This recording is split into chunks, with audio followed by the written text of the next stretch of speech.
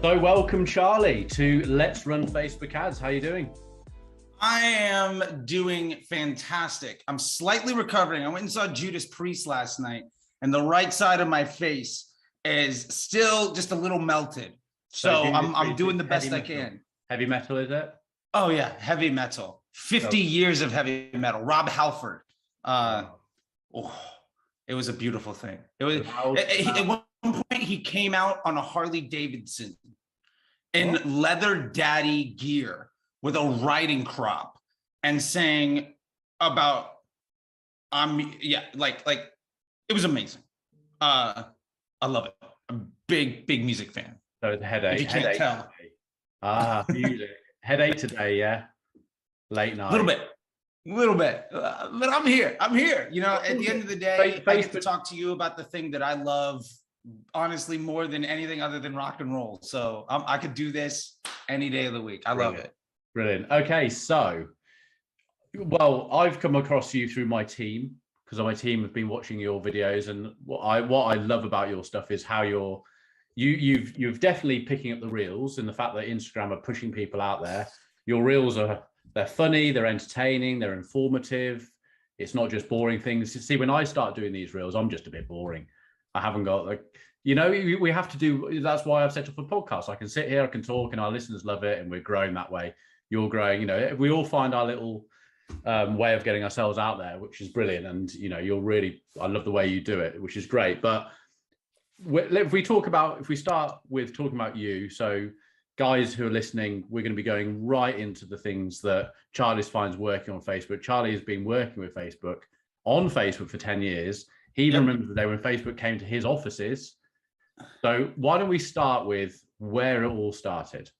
Talk about that for 5 minutes or so, and then we can get really in depth and see what's working.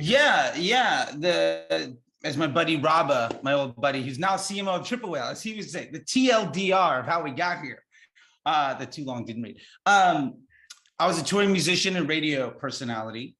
I've been on the road for 10 years playing rock and roll, and I had a career in satellite radio. I got really good at promoting myself, promoting bands, promoting events. Yeah. Then there was a sex tape scandal with Hulk Hogan and somebody else. And long story short, they pulled the funding from a radio station because the woman of that sex tape was the wife of the owner of the radio station. And I fled to Florida. Yeah, Hulk Hogan had an affair with the wife of the radio station. A sex tape with the owner of the radio station's wife. He and Howard Stern were funding the radio station. Gawker came out, sued him, pulled the funding, and I was no longer on Sirius XM every day. And I got out of Central Florida, moved to LA, and got a job, got an apartment on a Monday, got a job interview on a Friday, started that next Monday doing organic growth, basically hacking. At an ad agency, $10 an hour. Obviously, I'm in the UK. We have loads of American listeners, but Sirius FM, you see them on the YouTube. That's a big thing. Oh yeah, no, we have 1.4 million listeners on a daily basis. Wow. And I was on that show. I was the third person, so I had my own radio show on FM. Yeah. I started at like college radio and answering phones and AM radio stations. And very quickly I got my own show and I built those up over the years. And eventually I got attached to somebody else. So there was the host, there was the producer. So if you know, like, I don't know, I can make a reference. Some people might get it, might not, but like Howard Stern. Oh, him, yeah. So there's Howard Stern. And then there's like Robin, right? The producer, news lady that works with him. Right. And then there's like, back in the day, it was Jackie Jokeman Martling. Then it was like Artie Lang. But there was this like third person that came in occasionally to interject, right? I was that third person in Sirius XM. And then I had my own show on FM with, where I was, constantly putting together playlists and taking phone calls and kind of had the run of the mill there. Long story short, with all of that aside, I had to get out of Florida awfully quick, completely unrelated, I assure you. And I ended up in Los Angeles and got a job working at an ad agency for $10 an hour. And it was basically doing a growth hacking. for, at the time, Disney stars, basically taking boys and girls that had been on the Mickey Mouse Club and getting them a ton of YouTube views and followers. Right. Okay. And I got that job basically because I had organically growth hacked my band on MySpace, my radio shows from college. Like, there was a college radio show, you get 100 listeners. I had one that had 100,000. So you just understood how to do it, and it was right. Time to on it. Yeah. Exactly. So when I moved, it was like, well, I didn't realize this was a job. I didn't realize this was like a thing people did. And to be fair, at the time, it was new. Like, it was 2012. Like, it wasn't like a thing that people did, really. And then their biggest client got rid of them. And then it was last hired, first fired. So I ended up taking one of their people with me, started my own agency. And my biggest client, I was just hiring people. I was just taking on clients. My biggest client fired me one day. And he said, I just used this thing, Facebook. I dropped $100 into it. It got me more than what I pay you $2,000 a month for. Yeah. And I swallowed my pride, ate very poorly, as I like to call it, carbohydrate therapy that day. Yeah. And then dropped my credit card into Facebook the next day and started running ads. At the same time, also, there's this TV show in America called Mad Men. Yeah. And then after Mad Men, there was this show called The Pitch, which is a reality TV show where agencies would compete to be the AOR, the agency of record for big businesses. Well, anyway, the very last episode of that show, they canceled it after I was on the show. They were like, we can't do this ever again. This Charlie guy's on camera. Done. You were pulling the plug. 1-800-Flowers came. And basically, they had this innovative idea. You have to spend $100,000, but you can't do print, radio, or television. It has to be all on social, which at the time was crazy. This is like new. This is new. And it's like, no one even knows what they're supposed to be doing. No, you post. Yeah, you can't do email. You can't do Google. None of that stuff. It has to all be Facebook. Right. And we won. So at one time, my client fired me for because he was running ads. And then 1-800-Flowers basically loved my growth hacking and paid ad strategy for them, which was they have a $5 cookie. Yeah. And so for the $100,000, we basically said, we'll give 20,000 of those, roughly 20,000 of those away. I give you a cookie, you give one to somebody else. You get one and you get a voucher. Right. And then we just did this pay it forward just because gifting, where basically they got everybody's CRM list and we got a custom audience using Facebook ads for every single person that touched that cookie. Yeah. And then, I mean, that's 20,000 email addresses. They did exceptionally well off of that investment. And even still to this day, the email address and creating a list is still so important, which is what we're always talking to our clients about. It's just like, make that list, guys. Yeah. You know, because you own that information. That's one of the very few things. We're renting from Facebook and LinkedIn and everywhere else. We're just renting that. Yeah. I mean, honestly, like those other channels, Facebook, LinkedIn, social media, you are in an arrangement. Yeah. They have a business model, right? Their business model is eyeballs for profit, right? They are trying to retain attention as much as possible. Yeah. So when you make an ad, a lot of advertisers think of it as I'm going to put money in and I'm going to try to get money out. Yeah. Facebook sees it as we're going to offer you some of our organic inventory. We're going to charge you for it. Now, if you give the users a positive experience, we're going to give you a discount. And if that user has a bad experience, we're going to charge you extra. Love the way you've done that. That's a great analogy of it. And that's all it is. Facebook ads is paying for organic reach. And that's all that it is. After that, like everything else is completely like, we're going to disrupt someone at the right time that we think they want to see that piece of jewelry and buy it. Make it good and make that experience brilliant, even post-click on your website, how it performs. Oh, please, yeah. Make it all A star and we'll bring your costs down. Yeah, absolutely. And because then you are seen as a good partner. Yeah. Right? In any relationship, if your partner says, this is what I need from you, like I'm married, I don't know about you, but like if my wife comes to me and says, I need X, Y, and Z, and my response is basically to give her the middle finger and try to take all of her money, it's not going to work out. Yeah, yeah. And people complain all the time that they disrespect end users and the Facebook business relationship, and it doesn't work out for them. Yeah. So yeah, like that's kind of where I come from with a lot of this stuff. And so ultimately I got a job as the supervisor at Omnicom for the Southwest stuff. I walked in, I had 6 months of Facebook ad experience, which basically made me one of the most qualified people around. And at the time, Facebook was a pay-per-click platform. It's funny, my buddy Dennis Yu, we were talking once, and like he remembers when Facebook CPMs were 25 cents. Yeah. I came in when it was about $1.50. Wow. So like he's got a couple of years on me.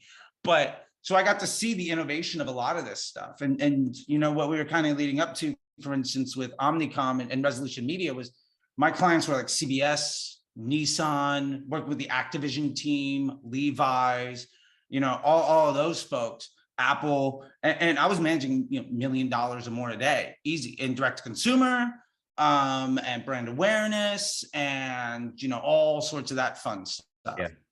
Yeah. So, I mean, and that was 2013, 14, 15, like this is still Facebook. It was edited in Excel and didn't have a pixel. Yeah. Like as we know it today, there wasn't a conversion pixel.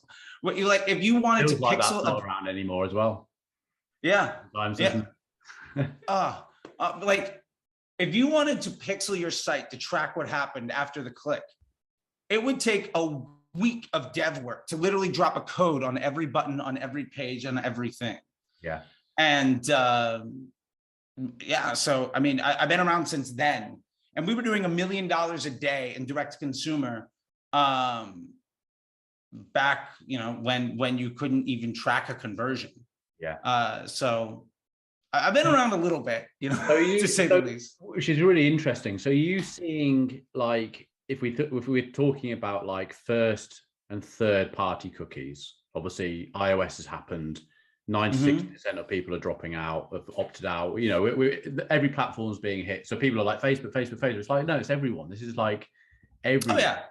So we're talking now, you know, there's going to be companies out there who are going to be trying to create first party cookies that can go on your website and all this sort of stuff. And, you know, all these other things out there that people are saying, oh, this is the new thing. It's like, well, Facebook or someone else would have bought those companies out. Yeah. If they'd figured it, they would have been acquired, because Facebook is all these platforms are desperate to sort this thing out. How do you see, from what you saw 10 years ago to where you see it going now? Are you seeing that because the pixels just having problems, the tracking, getting that information back to Facebook, are you seeing that we're having to go back to how it kind of was with custom, building custom audiences, building custom conversions and things like that? Yeah, I actually lean the other way.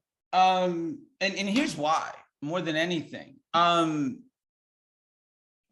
14, the part of the journey that the pixel is blocked or has struggled with is the last 5, is the last yard, right? It's the last meter in a 100-meter dash. Yeah. I'll put it like this. 1, the average user in a first world country, UK, United States, whatever, has had a Facebook account, adults, right, for at least 10 years now, on average, at least 10 years. Facebook is seeing the millions of websites, pages, pixel events you've fired, engagements, messages on Messenger, DMs that you've sent, content you've seen, likes that you've given, comments you've dropped, the pages that you've clicked on, the things that you've joined. And they've used a lot of that over the years to deliver you in an optimized CPM environment, the content that you like, right? Like when you go on Reels, it's all stuff that you enjoy, right? Like when you go on somebody else's Facebook, you might be following the exact same people. It's very different. Yeah. Same with Instagram, right? There's these curated feeds. So Facebook has gotten really, really good at that, right? And they've been doing that now for 7 years, something like that, since around 2014, 2015, with the implementation of the OCPM environment. Optimize CPM, because Facebook used to be pay-per-click. There's a whole bunch of other stuff. You can Google that later or ask one of us afterwards. That's a whole other conversation. But basically, there's a curated feed. So with that curated feed, Facebook knows what content you like. It knows what content you want to engage with. It also knows over those years what it takes to get you to take the desired action. Yeah. Because you've been telling Facebook for 5, 10 years now, around beginning of February, I'm going to start looking at flowers stuff. These are the types of things that I look at. This is the type of content. When I see this ad around this time, I tend to click on it and take this action. And it's known what seeds that concept and what primes and conditions you to take that action, because you've taught it for years and years and years, right? We know something happens around, I mean, again, Facebook is just a machine, it's just an algorithm, but it understands around late October, early November, people start to click on, what do you click on? What kind of content do you see? So Facebook is extraordinarily aware based on literally trillions of data points. Because remember, there's billions of users, millions of websites, how to condition people to take certain actions. So from where I'm standing, we've got a decade of experience on millions of actions taken, a data set of billions of users. The average person is on 3 to 4 platforms that Facebook owns a data stream on. You might have Messenger, you might have Facebook app, you might have Instagram, you might have WhatsApp, etc. Yeah. And you've also given it at least half a dozen or more cycles of testing on you to understand your flow as an individual. So that being said, the last part of that, one other point. Let's not pretend like Facebook doesn't see credit card data. Yeah. Doesn't see transaction data, because everybody's selling this information, right? Well, and from the data houses, it's why an app's free. Yeah, and to be fair, back in the day, you used to be able to select these credit card company custom audiences in Facebook, and it was a premium. Facebook used to tell you how much extra every audience costs you. Like, this audience costs you 50 cents more. This audience costs you 30 cents more. They eventually got rid of it. But every interest group, every custom audience, every customization is extra. Guac is extra. You know what I'm saying? Like, it's an extra pound, right? Like, it's an extra euro, it's an extra buck. It's a little. So all of that being said, Facebook knows what you've done. Facebook knows what you like. It knows what content you are. It knows how to prime you for and condition you to take an action. It knows what actions you want. It knows what pages you're clicking on. For instance, like when I was running New Balance, or their ad account, not the brand. I was not CEO of New Balance. Let's not think about. Yeah. If you've clicked on an ad, say you have ad blocking, but you've clicked on an ad from Nike, you're away for 5-10 minutes, you come back. You click on an ad from Reebok, you're away for 5 or 10 minutes, you come back. You click on an ad for Puma, you're gone for 5 or 10 minutes, you come back. Odds are you want to see my New Balance ad. Also, I know that around this time, before, late spring every year, you end up making a transaction for some sort of trainers. And I know exactly which ones you've bought, the SKU, the credit card number, all of this stuff. All of that is information that Facebook has before we get to tracking you on a pixel. Yeah. So that pixel is just the last little bit of that journey. And so my whole point with that is I lean into, and I've been teaching this for 5 years now, I lean into broad audiences because I basically have this theory. Every ad effectively makes its own lookalike audience, right? Every post, like when you make a reel, Facebook or Instagram, they see who responds positively to that content and they show it to other people, right? That's why some of them get 100 views and some of them get like 3,000, right? And you see content from people you didn't know existed. Yeah. So Facebook knows who to show this to for particular reasons. Now, when you say show this to people that like it, but I'm also trying to condition people to take this action, conversion objective that I might be optimizing towards within a certain window, my optimization and attribution. Now it's just one window. It used to be 2, right? Every ad effectively makes its own, I try to think of it as it makes its own lookalike audience. It makes its own little circle of people and confidence, really good people and expanding out. Yep. Now, when you go broad, you're saying, hey, I'm going to let you touch anybody in the universe you want. When you start to use audiences like interest groups or lookalikes or something, what you're doing is you're paying extra to make a circle of only the people you want it to show to. Now, the problem is Facebook, the really good impressions are only going to be where those 2 circles overlap, where they make a Venn diagram. Right. Those are going to be the really good ones. The problem is that's very limited. And ultimately, when you tap out of that, Facebook then has to start showing impressions to other people that ads lookalike audience doesn't really overlap, but you said you have to serve this inventory and you've already burned through all the good people. So now I'm going to start giving people a bad experience. Yeah. So you're paying extra to force a bad experience on users within the platform, which inherently raises your cost of advertising. Now, maybe you get conversions for a good price, but your CPMs might creep up to the 30s, the 40s, the 50s, the 60s, because you're presenting yourself as a bad business partner to Facebook. And if you do that over and over and over again, you're going to get priced out of even being able to do business. Yeah. Because you might have found a cost-effective way of abusing the end user and disrespecting their relationship with the platform. But eventually you're going to be seen as too much of a liability because there's somebody else that's going to do it well. And at the end of the day, there's no shortage of advertisers. Nobody has a completely discrete product that is them, right? Every ad, every impression is basically retargeting impression anyway. So somebody else is going to sell more or less the exact same thing that you are, or provide more or less the same service you are.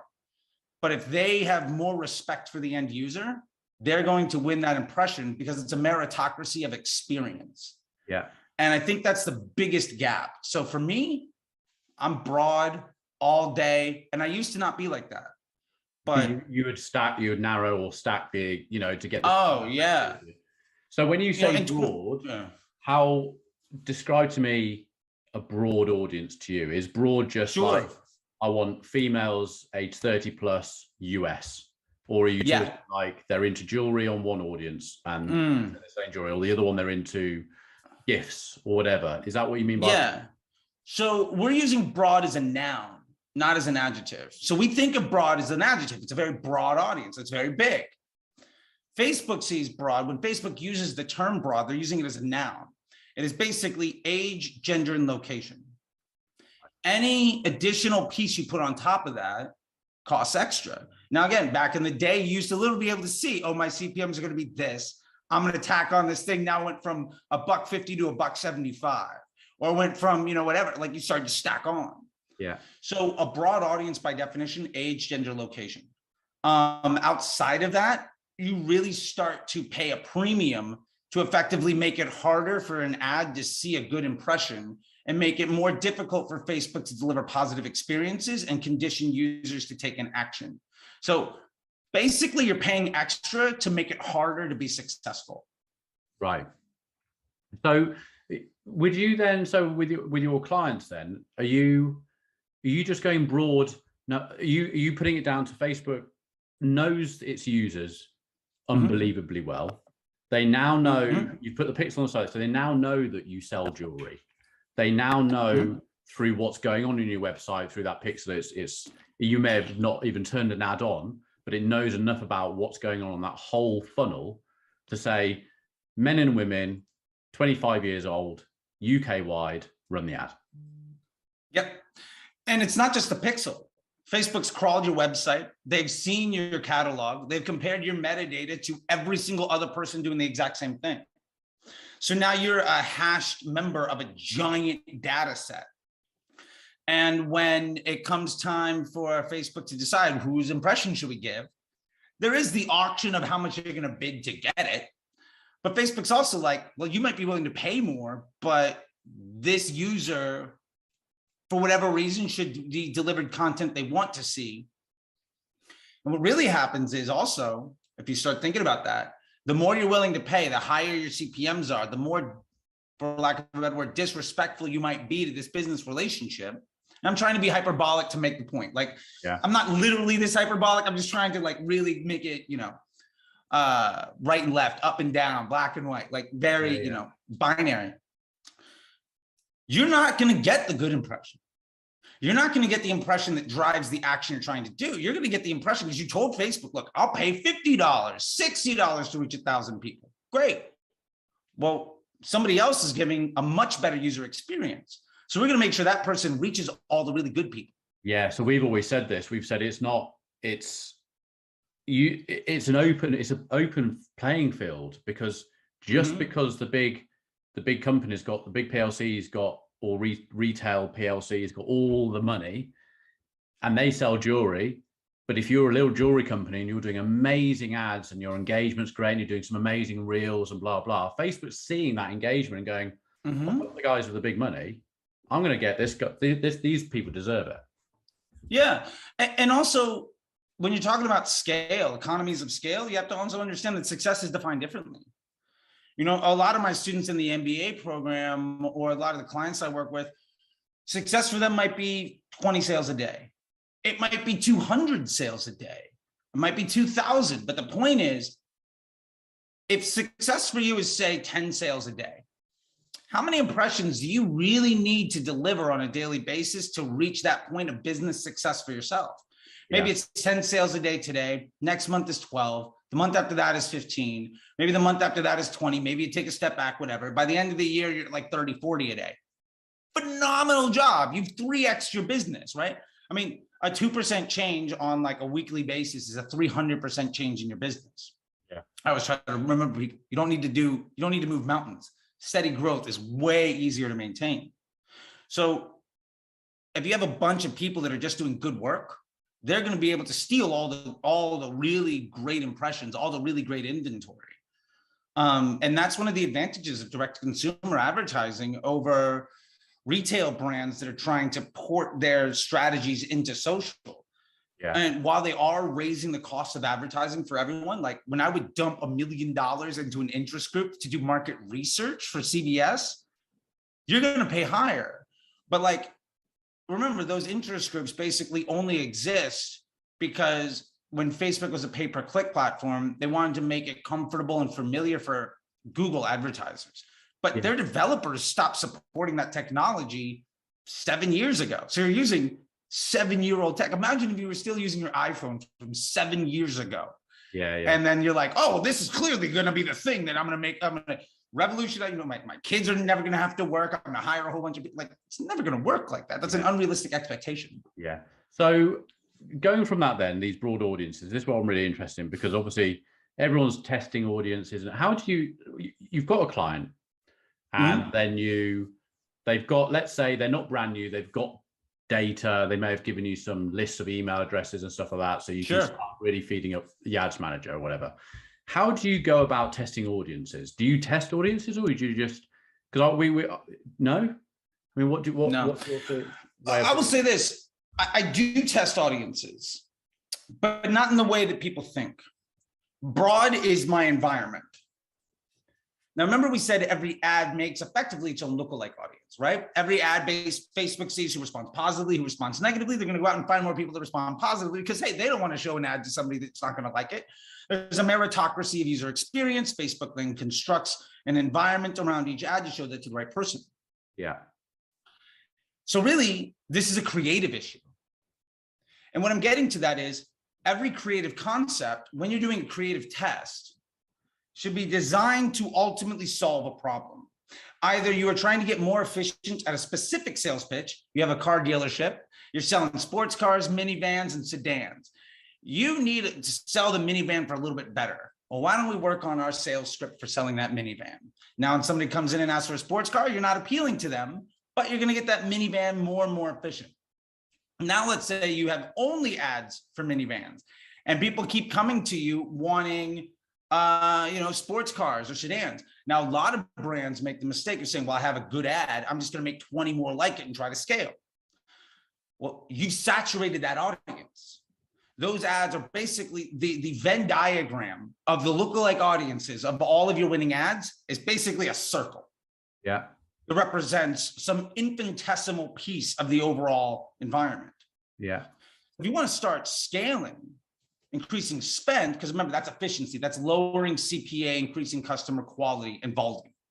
Excellent thing to do, totally a valuable piece. If you want to instead scale spend, then you need to create content that specifically appeals to a different person.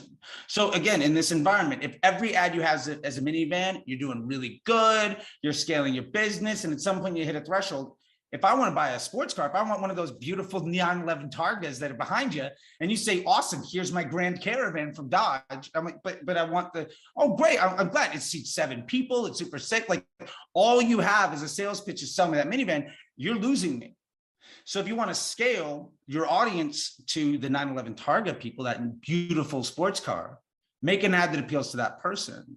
And now you have an ad that appeals to this audience and an ad that appeals to this audience and one that appeals to this one and to this one. And ultimately, you start to be able to appeal to different types of individuals. Yeah. And when you have ads that appeal to different types of people, you can start to also let those ads create a customer journey. Because in broad, I'm also not doing retargeting, because in my opinion, every impression is retargeting. Because if it's the first ad you've seen from my brand, Facebook has decided, well, based on your previous behavior, you want to see this. Remember, like you went to Nike, you went to Reebok, you went to Puma. Well, my New Balance ad might be cold traffic, but you've also spent 20, 30 minutes on all of my competitors today. So I'm retargeting you. And advanced matching, which is part of the Power Five, would be in the disruptive group to help put that together. That's what that does. So you can really start basically retargeting end users' traffic from other websites and other content. So my point with that is, when I'm testing audiences, what I'm doing is I'm testing types of content, because each one of those pieces of content effectively creates its own focus. So you'll be the same in the audience side, in the ad set page, it would be the same audience. Mm-hmm. Yeah, so massively broad US audience of people aged 25 plus. They see the Porsche sports car because Facebook knows that you're creatively putting out a sports car and your copy is talking about a sports car. So it's going to show the sports car to the people who are interested in a sports car. You could use exactly the same audience for any other product. You're leaving it entirely for Facebook to find the people, that pocket of people in there. Yeah. Now, the one exception to this rule, where my analogy falls a little bit short, and I'll call myself out on it, is I organize my campaigns by business objective. So in this case, I might have a campaign specifically for minivans. I might have a campaign specifically for sports cars. I might have a campaign specifically for sedans. I would also make a custom conversion event so that Facebook knows I'm not optimizing towards a purchase. I'm optimizing towards a sale of a minivan. Because ultimately, what we're trying to do is lower our CPA. There's a lot of wonderful metrics that make people sound really smart, like MER and ROAS and all of this other stuff that doesn't matter. It's out of context vanity metrics as far as I'm concerned. Yeah, we agree. And I'll say that for really quick. The only equation that matters in direct consumer advertising is CPA plus COGS, cost per acquisition plus cost of goods, that number divided by LTV. What is the margin on user experience? Every transaction you drive is either pushing somebody further towards that LTV or starting a new journey. Revenue is volume of is basically total volume of opportunity. How many people do you get in the opportunity of going to that LTV? That's the entire business. Everything else is a distraction. Everyone's focusing on the acquisition. Put £10 in, get £50 out, and it's like, how much returning business are you getting to your company? What lifetime value? How many times does 30% of the people, if you're only using Facebook to drive acquisition and you're not doing anything else, but your business is still growing because those people are coming back all the time and 30% are buying again on your average order value of $55, then you can't go off the ROAS of the beginning ad, of the first ad, can you? You have to go off the return on investment. And at the end of the day too, you can't control ROAS. No. I might come to the store and drop $50. Now you got deep pockets, you're buying for 20 people, you spend 1,000. Your ROAS might be 20 on that transaction, mine might be 3. Does it really mean that your advertiser can take any action on that data? No. There's no way to control for that. So if you can't take action on it, then the data is effectively useless. I'm only interested in actionable data that allows me to take high confidence binary decisions. Everything else is a report card till I can show home to my parents. I got a sticker and they're like, fantastic, great. It doesn't mean anything though. Yeah. So when you're talking about separate campaigns, so sorry, you got a campaign, let's call it Mercedes, okay? Mercedes campaign. And in that, you wouldn't have an ad set for their AMG Sports. You wouldn't alongside an ad set for their SUV, along with their minivan or whatever, because in that campaign, you're using the same audience, but it's within the same campaign. So you'll have a Mercedes AMG campaign, a Mercedes minivan campaign. And then you'll try out different copy, different creative within that campaign for that particular car. Yeah. And what I'm trying to do is, let's say it's a Sprinter, right? This thing is safe. That's one concept, marketing angle. Another one is it can load all of this stuff. Another marketing angle, another concept. You have price, you have quality. There's all sorts of these different things. Now, one of the other things is when you get a bunch of ads that all work in that, what they do is Facebook knows what's going to prime and condition you for an action. So that broad audience is actually doing a lot of retargeting to make sure that you see the right thing. And we know that this happens because the frequency is more than one, right? Like no ad set ever has a frequency of one unless you're doing daily unique reach. Like it's always 1.1, 1.4, something like that. Yeah. And there's this other, just for what it's worth, there's this other metric called first time impression ratio, which as far as I'm concerned is totally useless information. Because am I controlling that? Is my bottom line?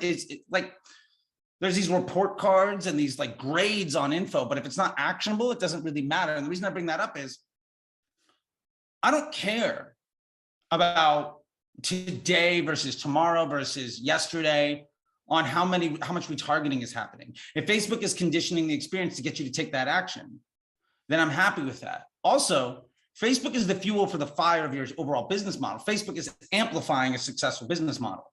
I have to give respect and quote my buddy Cody of Jones Road Beauty, Cody Plofker. He said something, and I've been quoting him ever since, so I want to give him credit. Whereas a good business will scale a Facebook ad account. And he's 100% correct. It's so much more elegant than the paragraph I used to have to describe with that. And the point is, maybe Facebook gets you one sale. How many users came to your website that then searched you later or signed up for your email list or did any other action?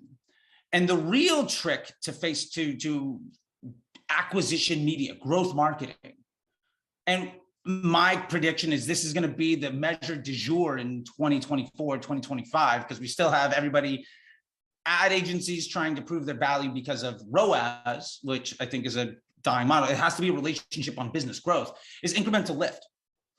When you spend more money on Facebook, what happens to the rest of your channels, right? Or when you spend more money, like we all know inherently, if you double your Facebook spend, your search volume is going to go up. Your CRM list is going to grow. So what's your margin, knowing that you lift all these other channels? What is your allowable CPA on Facebook? How much spend can you drive on one channel? And eventually, when you get to that, you stop caring about attribution, because it doesn't matter who gets credit. It matters in this is my mixture. When I add more of this, I get more of that, right? Yeah. And it's like, using sports cars, if you make a high performance gasoline when you're adding in the oxygen and you're getting all the stuff, is it one molecule that does all the work? No, it's the combination of everything. And I know, because I used to have a hot rod, like if I put that like octane boost stuff in there, it's not the thing that makes the car go, but when I do that, it goes a lot faster, right? The engine is louder. I get more, it's more rapid, right? I get more velocity and power. And so we have to think of Facebook as serving that function in our business. And I think that ultimately, if you can measure for that, you're going to be wildly successful, because it eliminates you from having to have this conversation of who gets credit.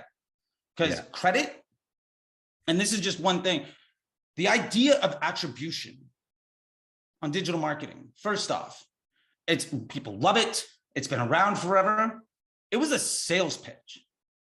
Attribution started because digital marketing companies wanted to prove that they deserved spend, that they did something. So, programmatic advertising in the late 90s, early 2000s, salespeople came up with this idea, and the technology had to prove its efficacy of showing attribution. We get credit for this thing. And that just basically became indoctrinated after decades and generations of media buyers as something that was important, when it really isn't. Because before that happened, plenty of businesses ran on television, billboards, print ads, radio. There's no attribution. They just did it and they grew. Yeah, and they understood what happened. And I had to learn this because I was a big attribution hawk, right? Like, I used to be at this other ad agency called Hyphen. It was an FMP. I was a senior there. And my job is basically bring in a client that's working with 5 agencies. I'm going to measure everybody down to a 1-day click, and I'm going to steal the ad spend from every other agency because we also do Google, we also do dev, we also do creative work. You don't need to work with these 5 other people. Give us the money. So I went out there and I just got the money from everybody. It was a fun job, and I learned a lot. And then I went in client side with this brand called 310 Nutrition, and I started to do that. And the president of that company was the former vice president of Guthrie Renker, $100 million a year on television. Right. Her attribution model was 15 minutes after the infomercial aired. That was it. She could manage $100 million a year growing Ginsu knives and Proactive and like all of these huge brands on time of a television commercial. And so when she taught me how she measures that, it was 6 months of me telling her I was right, telling her I was right, telling her I was right, and her kicking me out of her office until I figured it out. Like, we had a very contentious relationship, but it was out of respect, right? And yeah. I still say her name is Marina. She's one of the smartest people I've ever worked with, one of the greatest bosses I've ever had. I could not be half the man I am today professionally without working with her. Smart women run this industry, and I don't think they get nearly enough credit. So Marina, when I finally came to her and said, well, for every $5, every $10 you spend on Facebook, we generate 1% lift in direct traffic. We're getting 3 email addresses. The value per email is X and the search volume is Y, and our direct traffic, but we're driving higher volume because we're promoting over here and measuring the shapes of the curves. She loved me. And you know who else loved me was Facebook and Google and Snapchat. So they all did, like, we did a bunch of these combined case studies of seeing what happens. Like, I got $1 million from Google, $1 million from Facebook to just spend on brand awareness to see what happened to search volume. Yeah. And we could legitimately measure an efficacy curve over what you're doing between the two of them. Now, ultimately, what ended up happening is, if you're not optimizing towards a conversion objective, you're getting a whole bunch of awareness to people that are never going to buy. So that was a fun lesson. Well, that's the thing now. Great you've brought on that, because, you know, traffic campaigns, you know, you bring, and I came off a call yesterday, a consultancy call yesterday with a lad who said, oh, I've had a Facebook marketing expert. And I was like, okay, here we go. And I said, what do they tell you? Awareness at the top, followed by traffic, and then put some conversions at the bottom of the funnel. He went, yeah, that's exactly it. And I said, yeah, they've been saying it for 5 years. Yeah, and it's been wrong. For what it's worth, by the way, Facebook marketing experts, Facebook had so many advertisers that they couldn't hire in-house for good reps. So they farmed it out to third-party agencies that are basically just trying to get money. But those marketing experts are great opportunities if you reach out to them and you say, thank you for this. I'd love to get a power lift study. Now, that's something that you need Facebook's measurement and engineering team to deliver to you. But what that does is it raises the visibility of your rep. And so it starts making relationships where that rep has to work to their counterpart that's actually a Facebook employee to get 2 other departments together to come back. Now you do that a few times, and eventually you're a good lead, and you get picked up by the person that actually cares about you. You know, the person that's, you know, in London, the person that's in Chicago, the person that's in Austin, instead of the person that's, you know, not, I'll put it that way. I don't know what the London version of it is, but in America, they're all in Phoenix for some reason. Right, okay. I don't know. I would say Ireland. Manchester, but that's probably a pretty big city. We have them, they're all in Ireland. Okay, fair enough. Nothing against the Irish, but that's where the marketing experts are, right? But I was on with LinkedIn yesterday, and amazing. Chalk and cheese. Like, you can see how they're trying, these other platforms are trying to catch up. We're seeing with TikTok, the amount of stuff that TikTok can bring out. It is like super helpful. We want you on our platform and we're going to help you spend money. Whereas Facebook's just gone, oh, tell him to run a traffic campaign. Yeah. And to be fair, so to get back to your point about traffic and brand awareness and video views and then retargeting with conversions and all of that, I'm inspired by the Porsches in the back. Again, love that picture, man. That is great. It made me so happy. As soon as we talked about, before we even hopped on, we had a 5-minute conversation. I get one, you come over to the UK and we drive it. I was just in the UK and it was beautiful. I spent I had a 10-day European vacation. We can talk about it later. Where were you? Where were you in the UK? I went to London. My wife went to school at Goldsmith. So she was there for a year or so. So we went to, we were in, I guess, was it West Chapel? somewhere in zone 1, but like the last tube spot in the east in zone 1. But I got to walk to the Tower Bridge and nice. Yeah, it's amazing. you know, I spent half my time down there. Yeah, and it's amazing. I love it. It was beautiful. It was beautiful. And then we went to the Italian Alps, did some snowboarding, went to Paris, came back, went to Camden Town, bought some like well, we need to Converse. We need to. Well, if you're into snowboarding as well, I just came back 2 weeks ago, so this is another conversation now. yeah. Anyway, getting back to it. By the way, I went to Chalet Alphos, beautiful in the Alps, just to go snowboarding, and I had the greatest. Chalet Alphos. In what resort? Is that's its own thing. Oh, right. Okay. It's in the city of Trenton or outside of it. Okay. Either way, it was beautiful. I made a reel, by the way, of us. Like, they have this heated seat that's sort of like an Instagram moment, where they serve you this giant thing. We made an Instagram reel of the like sneezing into your shoulder, or whatever. 480,000 views later on my personal Instagram. I was like, I tried to repost it on my business one, and I got like 2,000 views. Nobody cared. Yeah. But anyway, back to conversions and traffic. Yeah, back to where we were. I'm ADD. I could have 5 conversations. I love it. This is fun. So traffic and conversions. I will make this analogy because, again, inspired by the cars. If I'm a car dealership, I might look at my numbers and say 3 out of 4 people that test drive a car buy one. It's a pretty decent number. Let's say half. Let's be conservative. Half the people that test drive a car buy one. Now let's say I've got a BMW, Mercedes, you said Mercedes, right? Or a Porsche. Let's say we got a Porsche dealership. Half the people that test drive a Porsche buy a Porsche. Awesome. So you could look at it and say, that's my retargeting audience. I just need to get more volume of people.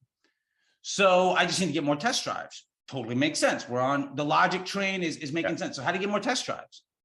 Well, the easiest way of doing a test drive is put that Porsche next to like a college campus and a homeless shelter and tell everybody they get a free meal if they take a test drive.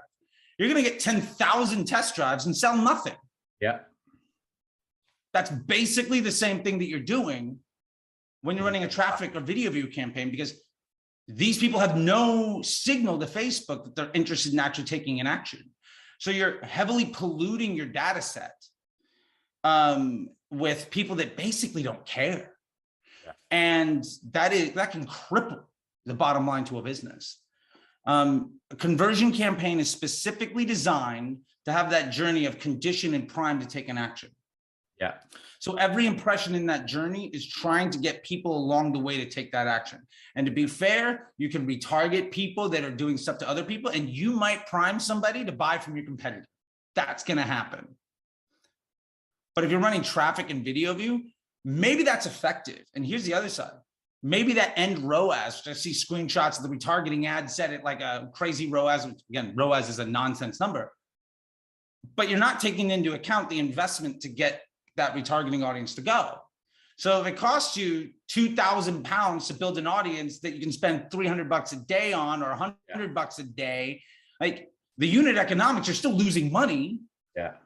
But somebody on Twitter or Instagram, or somebody on stage at some summit gets to point to a giant number on the screen and say, like, this is working for us. But it's an out of context number. This is the hardest thing about that funnel, isn't it? Because logic would say, if you're going to do a top, a moff, and a boff, let's get loads of people, video views at the top or traffic at the top. It's all going to come in, and then we're going to create we're going to create an audience of website visitors.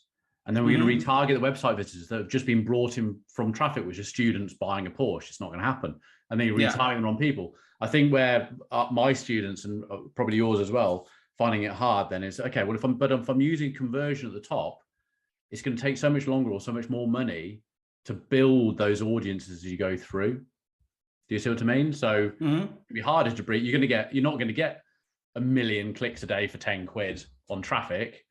You might get 25 clicks for £10 instead of 250 clicks for £10. So it's going to take longer to build that audience.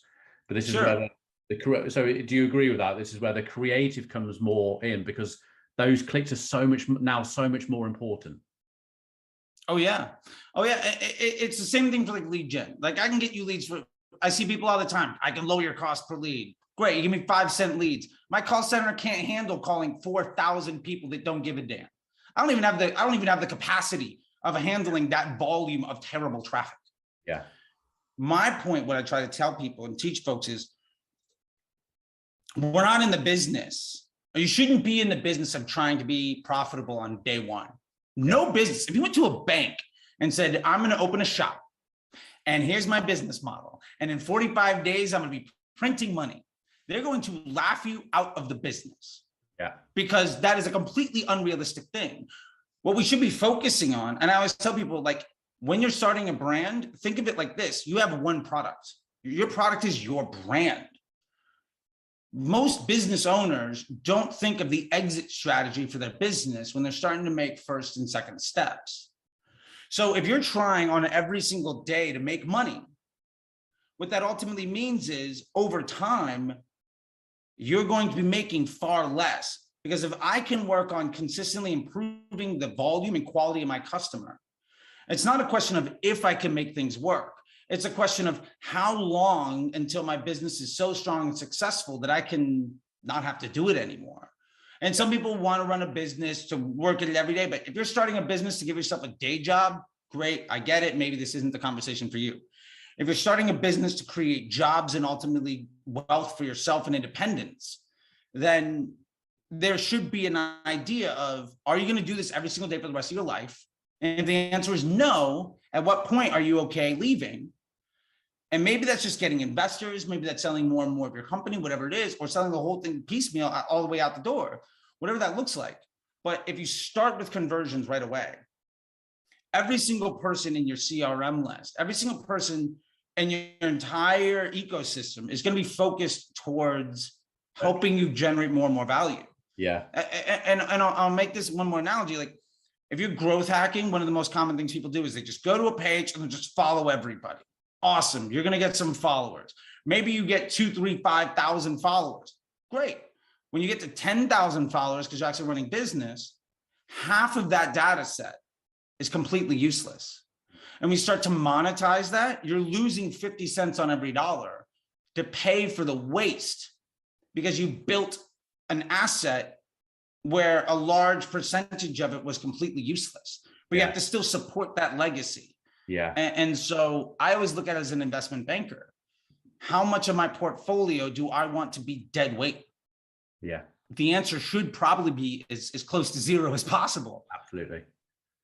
It's the same with, so we also do LinkedIn and well, you know, we dabble in all of them, but LinkedIn, B2B, you know, getting your link clicks between $5 and $10 is good.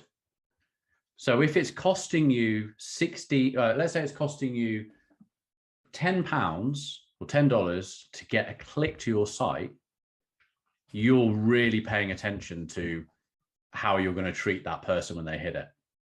And I think Facebook needs to be the same, but I think we've gone through such a period of time where it was easy, wasn't it? You know, you could put something out there and you got orders from it. And fucking hell, you know, if you're looking at ROAS, people go, oh, I've got 5 ROAS on doing that. Those sort of days are gone. You really need, marketing 101 is now more prevalent across these platforms than it ever has. You really have to think about what you're putting in front of people, testing, copying, creative, seeing what resonates, seeing what engages with people, making sure that's tying it with an audience and all this sort of stuff.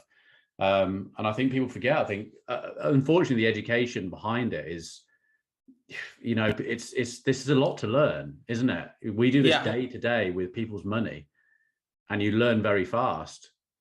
It's hard. It's hard to do, isn't it? Yeah. And one of the reasons, I've developed a reputation over the last few years. I got kicked out of everybody's Facebook group in 2016, 2017, like the ad leaks of the world and all of these folks, because I would offer actionable advice. And honestly, when I see people post ideas that I think I understand, I was where you were, I thought this too.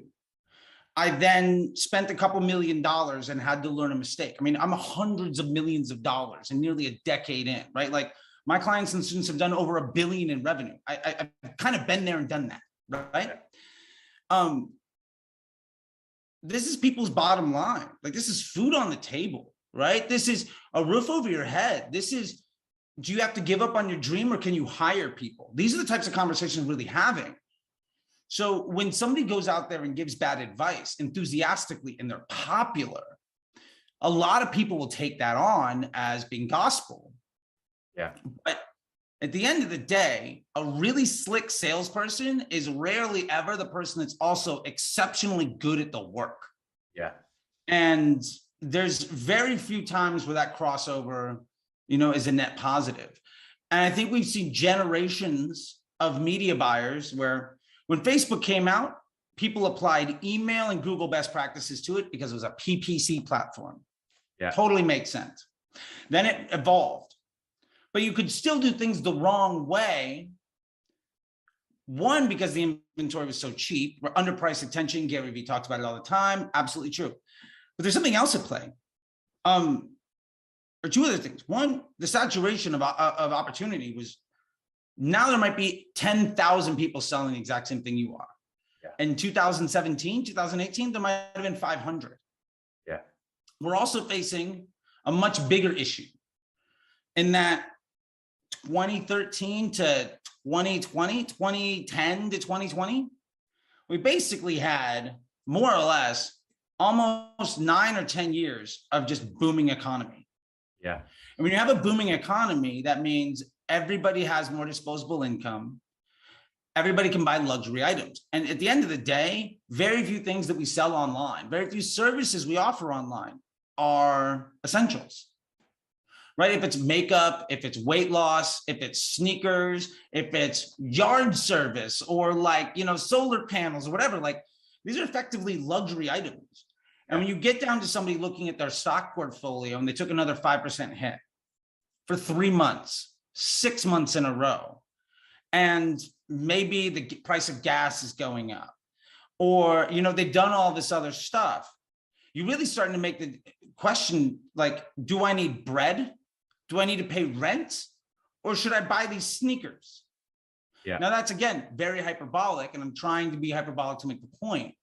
But we had a position where basically every year you couldn't do anything wrong. Yeah. Right? And when nobody can do anything wrong and everybody's making money, it's really, really easy to run growth and acquisition direct consumer brands. Because you just have to be the appealing, shiny object that I'm going to spend money on today. Yeah, yeah. And so we now face an issue of iOS 14 basically made all of the things you're not supposed to do much, much harder to win with. Yeah. Because Facebook, not only did iOS 14 block data, but Facebook also made a couple of other announcements, which I don't think people really pay attention to. But one, they said, you know, Instagram is a video platform. They focus on communities. They really, really, in multiple press conferences, said they are working on the customer experience on the platform. They're working on the product quality, right? Now, we as Facebook advertisers say, well, Facebook Ads Manager is broken. You know who doesn't care about that? Anybody that doesn't use Ads Manager. Like the other 3 billion people in the world that use Facebook product. Yeah. They don't give a damn if Ads Manager works or not. Yeah. And we've seen disruption, like from TikTok, right? And so Facebook is trying to adopt that stuff. Facebook's working really, really hard on making the end user experience better. So all of these hacks and all of these inventory and demand-based platform strategies that used to work are presenting a higher and higher level of liability to the success of a business. So that's a big thing that we're facing. And ultimately, I think we see this now in that it used to be underpriced. There was less attention. Everybody had money to burn. Now there's way more saturation. The hacks that worked because you could disrespect the customer are actually not good for you anymore. Yeah. Because Facebook is prioritizing you doing a good job in their experience, and you have to be a much better business person. Like your business model is far more important than your ability to funnel hack. Yeah. Because we're getting that CRM list, we're getting that search volume. And then the other side of it is there's way less money to go around. So there's higher competition for fewer resources, and the marketplace that you're dealing with places a much higher priority on how people behave because you have been a burden on them. And I mean that very clearly. I understand nobody signs on to Instagram, nobody logs into Facebook to see my ad. Yeah. I am a burden on your experience. Yeah. I have to do the best I can to take that burden and make it a positive experience for you to generate a desired business result for myself. Yeah. But at the end of the day, you are the person stopping somebody on the street and trying to take money out of their pocket every single day. Yeah. And so back when I was a touring musician, I got good at this kind of thing, right? Just like nobody cares, right? Like, so it's not like, do you want to buy my shirt, right? It's which of these shirts do you want to buy? Here's my story. Here's why you should care, right? And you start to make these types of things. And those are the folks I think that are going to be really successful versus the folks that struggle are the ones that embrace how Facebook fits in their ecosystem and the end user experience. We talk about all the time of, well, what's working on Facebook today? Well, what's working on Facebook today for me might be very different than you. We might be selling the same thing because you've curated an audience that expects a certain type of communication from you. And I've done the same, which is completely my style. No one is objectively better or worse, but we've conditioned people to understand how we communicate. And we've conditioned a machine that doesn't understand language at all, right? It's like a dog, right? Like you're just trying to teach it to pee outside, right? That's it. That's all we're trying to do. Don't rip up the mail and pee outside. My puppy still rips up the mail. We're working on it. Yeah. So if you've been doing that for a long time, like what's going to work is probably leaning more into that. Far more than saying, well, this audience works for this person or this creative type is working or UGC is the thing. Why is UGC a thing? Probably because consumers are getting really suspicious of advertisers and they just want to see other folks. But if your brand has developed a great relationship, maybe people don't need to see UGC from you. They just need to see the right offer, the right type of content, the right thing, right? And so there's all of this different type of stuff that's going out there. But I say all of that to ultimately get down to the path to success is different for everyone. But ultimately what we have to do is one, measure incremental lift. I use a doc I call the ecosystem ROAS doc. I'm basically seeing spend, I'm seeing investment, return, and volume by channel. And from there, I can measure incremental lift across channels.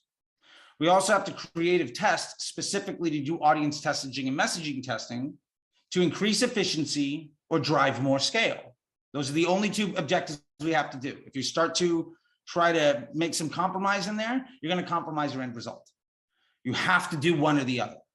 And then you need a system and a process that allows that to work where you learn from every mistake that you've made. You can repeat all the wins that you have, and you can get ahead of it so that every decision you make is a binary one. A high confidence binary decision. Was this a winner? Yes or no? What are we going to do with that? We have a process that's documented. Nomenclature is in line. Reporting is in line. Testing is in line. Accountability, transparency. When you have all that stuff together, it ultimately isn't a question of if you're going to be successful. It's just a matter of when are you not investing enough? Yeah. And when you frame the conversation in that way, success becomes very easy because you can point down to where's my roadblock?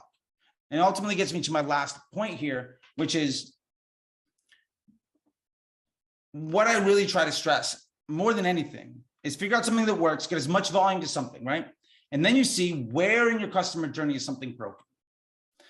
Now, maybe nobody buys a second time. Improve your product quality, immediately you can spend more on Facebook. Maybe your checkout experience is tough. You get 1,000 people to your store page, say 600 go to the product page, 300 add to cart, 50 buy. Okay, well, what happens when we make that 50 a 75? If we make it for that 50 a 75 because we improve that experience, we can increase our Facebook ad spend by 50%. You're going from 2,000 a day to 3,000 a day overnight, and probably more, because that's assuming a complete loss on all the investment. If you get one or two extra transactions for that extra $1,000, like now you're in business. Yeah. And so what we do is just try to funnel everything we can to honestly see where the bottleneck is, and then just improve that bottleneck, and then repeat the cycle over and over again. And that problem and solution solving works whether you're running a car factory, whether you have a bakery, whether you're running Facebook ads for solar panel lead generation. It's all the same thing. Yeah. And so that's the way I really try to look at all of this. And I think the reason I like Facebook versus other channels is because it's the world's greatest market research and intent creation device. And that machine learning does all the work for you. You just have to set up the system to do it. And I think what the biggest mistake people make is they try to work hard. And I'm not saying working hard is a bad thing. Working hard is a very commendable thing, and you should. But Facebook is the employee. You're the manager. Every time you micromanage your employee and then get upset when they don't succeed, whose fault is that? Yeah. You know, every time you start a campaign or an ad set, you invest into it. Oh, it didn't work this month. I'm going to kill it.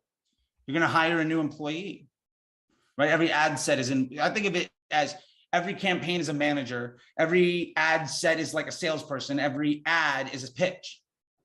How many managers are you hiring a year? How many salespeople are you firing because they had a bad week? How much effort are you putting into giving them a better sales pitch? Yeah. If you're swimming in circles, probably like you would never run any other store by firing an employee because they had a bad first 3 days, or a manager because they had a bad week, when literally nobody stopped into any shop on the street. Yeah. So we have to think of Facebook in these real world terms. And I love it because it's the easiest for me to take real world action and to make those types of analogies. Plus the scale is effectively infinite, which is exciting, because email is great, but you can't grow a brand on email because you need more email addresses. Yes. Search is great, but if I'm not creating intent, who's going to search for me? Absolutely. That being said, Facebook and LinkedIn have the worst conversion rates on your money. Like Google, you get 30-cent click to sell $1,000 item. That's a great return, but like it's not scalable, right? So just all about that entire process. It's interesting when you talking about the bottlenecks in it, because most of the time when we're looking at, obviously, you know, we like to think we know what we're doing with how we're placing the ads and what the ads look like and the creative and the copy and stuff like that. Most of the time when you're looking at those sort of stats of the click-through rates and your costs and things like that, that's not the downfall. People don't look at what's happening post-click to their website. And you start using, you know, we had one the other day, and I was like, you know, so you start looking into, well, you do realize that like 89% of the people, in fact, on this one, no one was on desktop. Okay. Like 100% mobile. And I said, this was a consultant, and I said, have you looked at the mobile view? No, you haven't been on the you've not been on your client's mobile and seen if this works.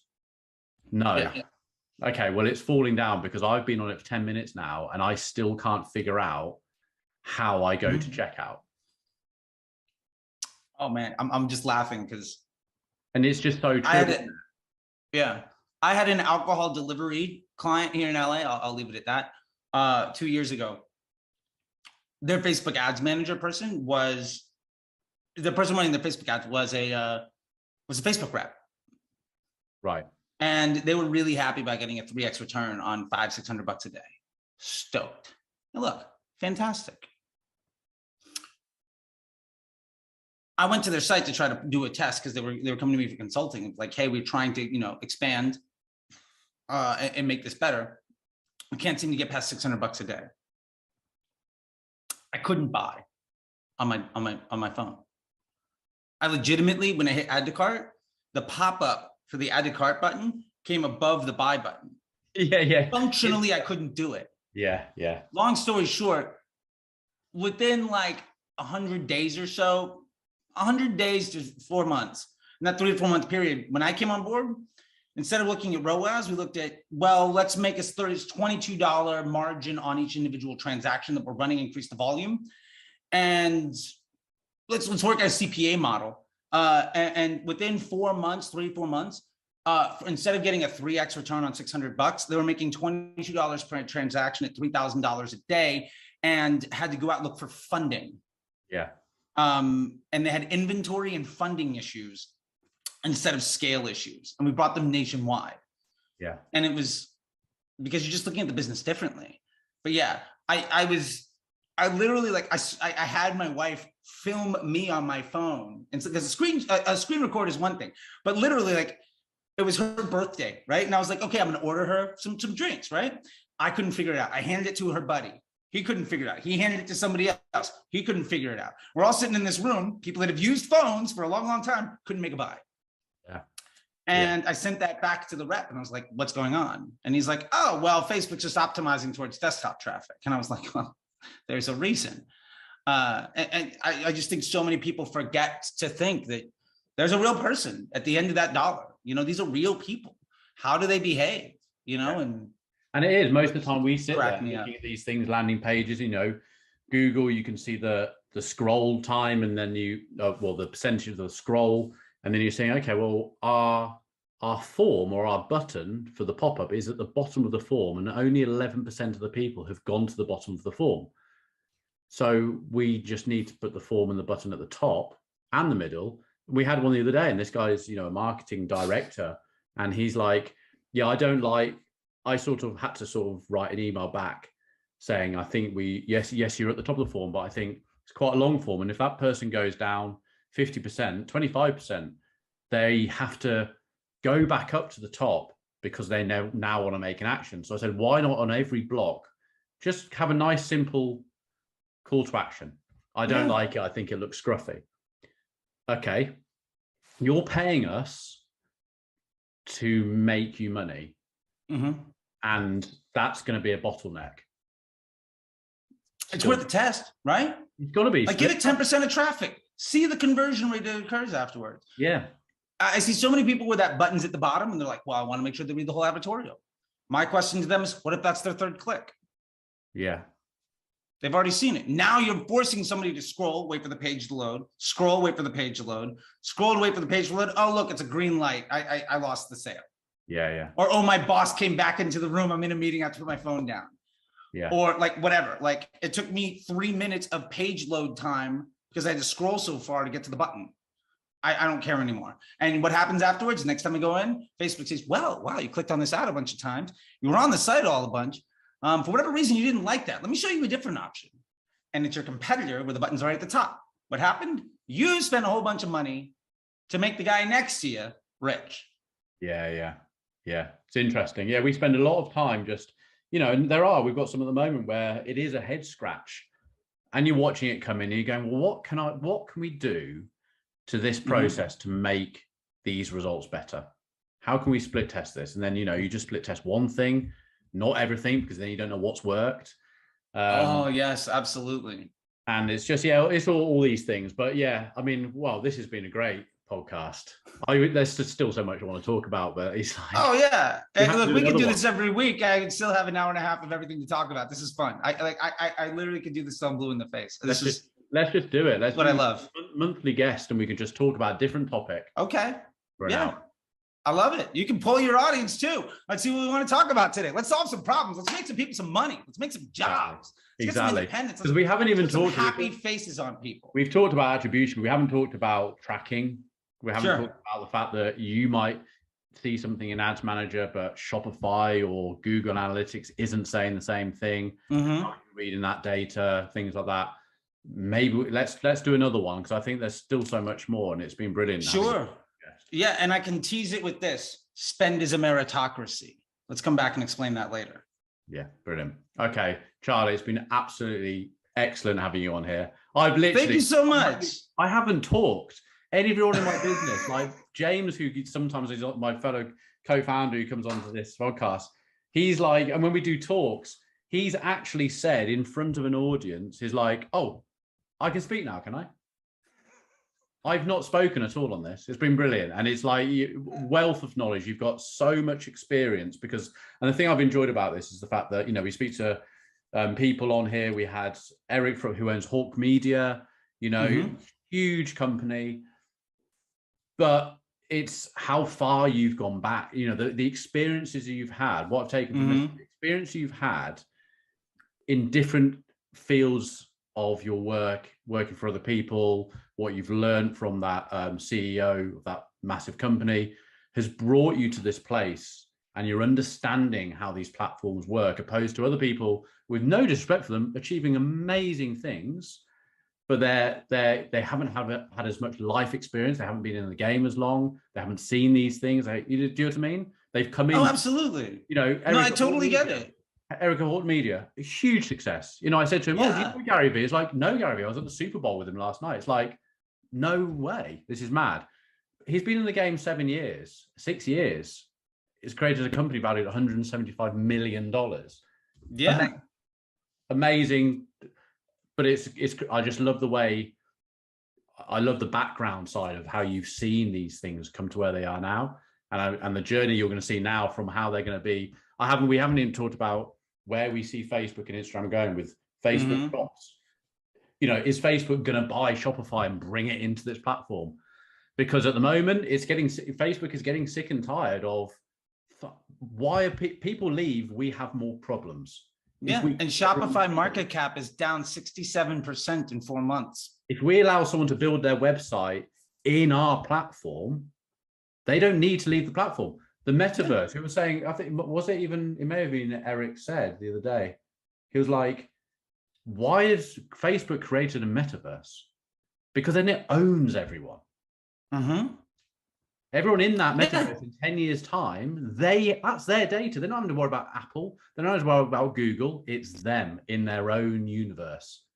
Yeah, and you think about it, Amazon and Facebook already do this because a huge swath of access to the internet around the world occurs on their servers. Yeah. Like 2/3 of the people in the United States that access the internet access it through Amazon servers. They see that data. Facebook went out of its way in third world to set up infrastructure where people's only experience of the internet is basically Facebook. Yes, and like Twitter as like a text function. That's it. What he wanted, his goal was to not to have Facebook, was to have everyone hold a mobile in their hand and went on Facebook. Yeah, and it did pretty well. Did it in India, fantastic growth. Yeah, it could work anywhere. And as far as where things are going, another tease for that, every single time we've had a massive disruption, Facebook ad spend has gone up at least 50% in the following 18 months. Conversion pixel, Power 5. I don't see why this is any different. I released a study on it a long time ago. I don't know, about 6-7 months ago. But yeah, if you look at the actual volume of ad spend on the platform after every massive disruption, after every cataclysmic apocalyptic event, for what it's worth too, everybody now sitting on iOS 14 that thinks it's like, oh, it's the end of days. When Facebook brought out the Facebook Pixel, it knocked half the people out of the market. Yeah, because you couldn't, like, that was so much bigger than what we're seeing with iOS 14. iOS 14 was a roadblock.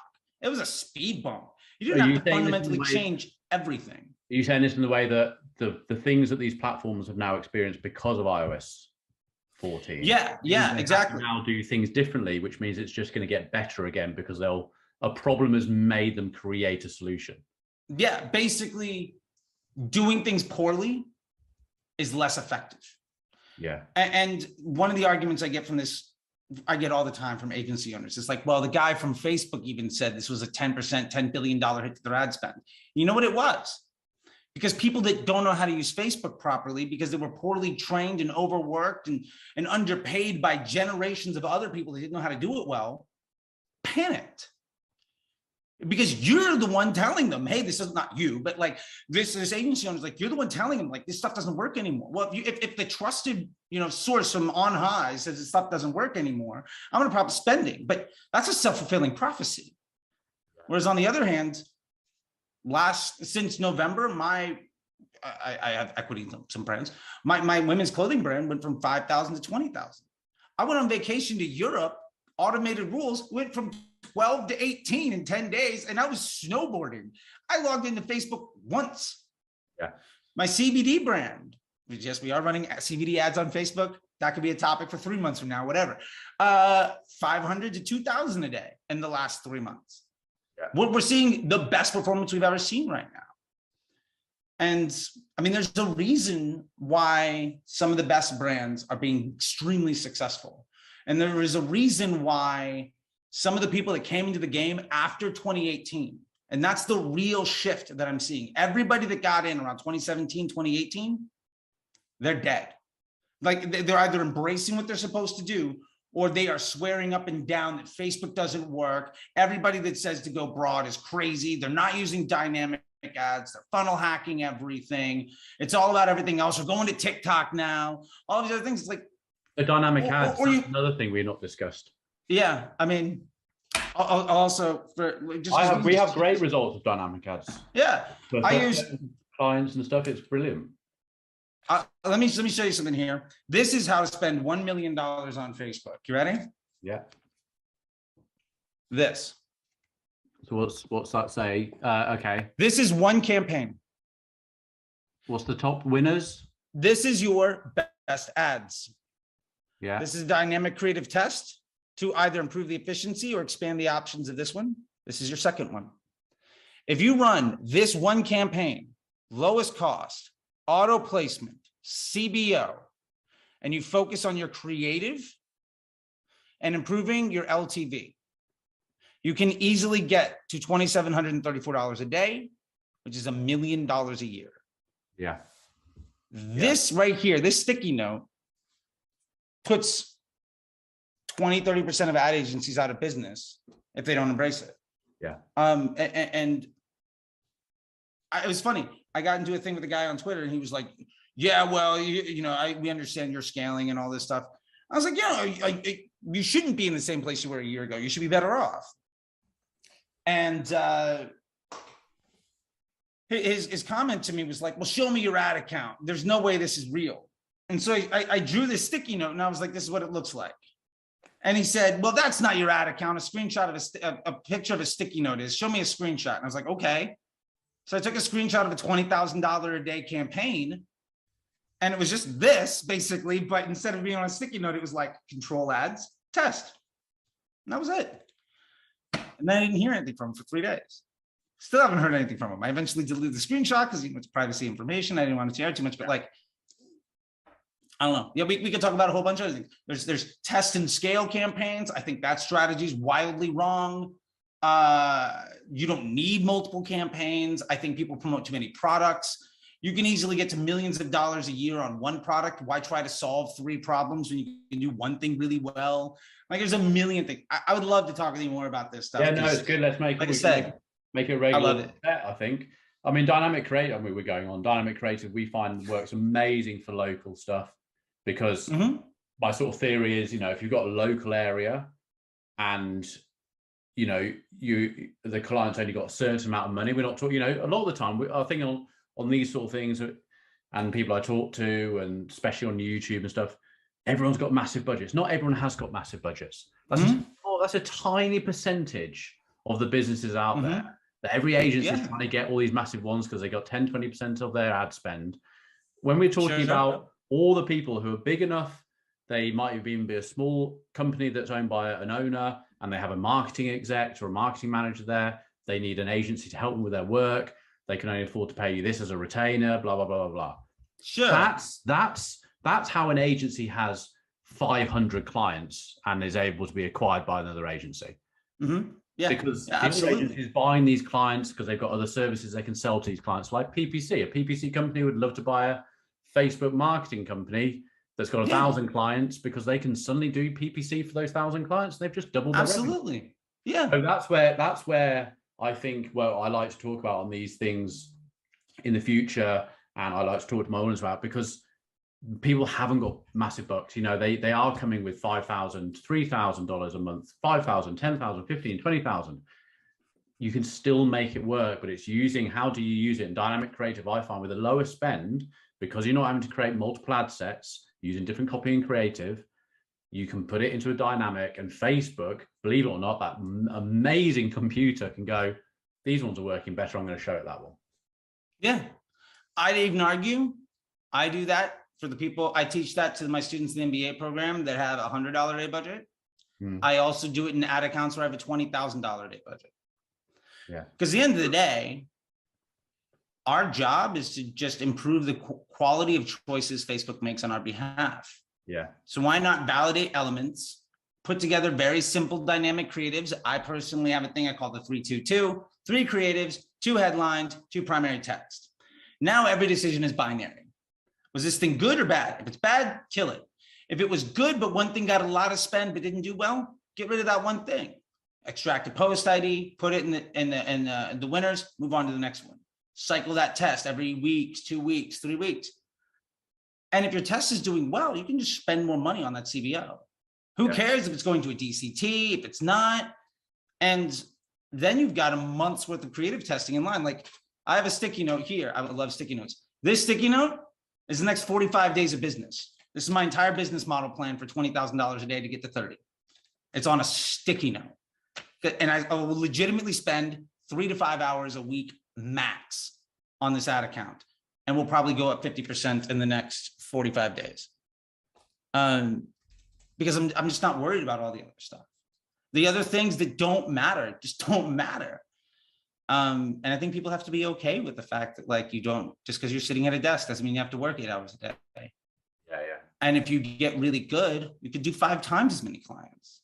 Yeah. And to be fair, I had to do this because at some point I was managing 5 or 6 clients on 3 or 4 different platforms. I had at max 12 minutes a day per any project.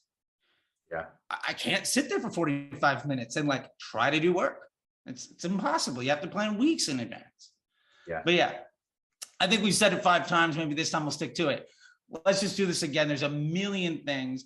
I really appreciate it, man. It's super fun to chat with people that legitimately enjoy this. And I can see just like this emanates, like our conversation has just been, I mean, clearly I've had a lot of that's, fun. It feels like you have too. Yeah, we're a Facebook agency. We dabble in it. We do stuff in the other platforms, but essentially we're a Facebook agency. And it's like, do I bring on guests onto the program that my listeners are going to go, oh, I'm going to listen to him, and I might lose that a listener. It's not about that. It's about giving value to my audience or anyone else who wants to listen to it. I hear things from you. I hear things from Eric. I hear things from all these different professionals in our marketplace, because we've all got different things to do things, and it allows my audience to go, I'm going to try that because that's how I think it would work with my business. And it's great just to talk this stuff, isn't it? Yeah, I love it. We all learn from it. Yeah, learning from people is what it's all about. At the end of the day, you should be fairly confident in your decisions. But if somebody comes and solves it with a better mousetrap, you have the choice of learning from them or, falling behind. Exactly. Every day I get to talk to people and I get to solve their problems and I get to see other issues. So my sword is sharp on a consistent basis. But every time I get to talk to somebody like you, you're asking me different questions, or we're talking about something, or you're dropping knowledge on me, that improves the quality of conversation I get to have with everybody else. So, I mean, I'm probably a better marketer for the last 90 minutes that we spent. And that's going to be a gift that I carry with me to my students, to my clients, to my businesses. Like, how is that money and time not well spent? Like, I mean, there's no money. I didn't pay anything for this. You didn't, whatever. Money was probably the wrong thing. But like, time spent resources. I have that with reading. I can read an entire book or listen to an audio thing. All I'm looking for is one little piece of information that I can go, I'll try. Like you've said stuff today. It's like, I'm going to try going broader with a couple of clients. That might work. It might not work. Some of the time, all our clients are different. Some things work for one client, some things work for, but using all this knowledge to try and better yourself, better your clients, better your knowledge on our area. That's what it's down to, because we've got to keep on moving forward. Yeah, and we've got to be up with all these changes that are happening. We've done some real ads for a client in Utah, and it was just like, hey, let's try some real ads of you in store. They sell trainers, and it's like blah blah. And then we went on there, and it's just like they've had loads of sales from a reel, and the reel wasn't even processed. They had one reel which was talking about the trainers. The other one was like, hey, I'm going out for a run. It was like a motivational video. The motivational video told the trainers. Sure. I love that. I remember I worked at a 9-figure business. I was their director of growth. We spent 50 grand on advertising, on creating assets. The receptionist shot a thing on her phone. The thing the receptionist shot, 2 years later, is still running. That one post ID probably has $5-10 million in ad spend. Yeah. I did a deal with the Kardashian family for creative, $100,000 deal, lost 50 cents on the dollar. The cleaning lady chatting with the creative leader. Somebody happened to shoot a little thing. She was like, oh, I love this thing, blah, blah, blah. Great woman, had been with the company for years and years. That conversation was a 45-second video ad. Destroyed Kris Jenner in her bathroom saying, I take this and I lose weight. Destroyed it. It's crazy. It's so annoying because everybody wants that Harmon Brothers, like squatty potty, you know, rainbow poop ad. And the honest truth is, those guys do a ton of work. You know, 3 of their ads. Doesn't mean they're bad. They're exceptionally good. But that's not the reason why that business is successful. Brilliant. Anyway, this is lovely. Let's check in again in a couple of weeks. I think we do this. I think it's a regular once a month. And we just bring up 2 topics. We just talk about it for an hour, trying to help give value to the audience. And then I would love it. Do you want to plug your Instagram? Sure. Guys, you've got to check him out on In Reels. Is brilliant. Yeah, well, thank you so much. Instagram, it's at CT the Disruptor. That's also my handle on TikTok. That's also my handle on Pinterest. That's also my handle on Twitter. You can check out the YouTube. It's the Facebook Disruptor. I don't know why that one's different. I got to correct that.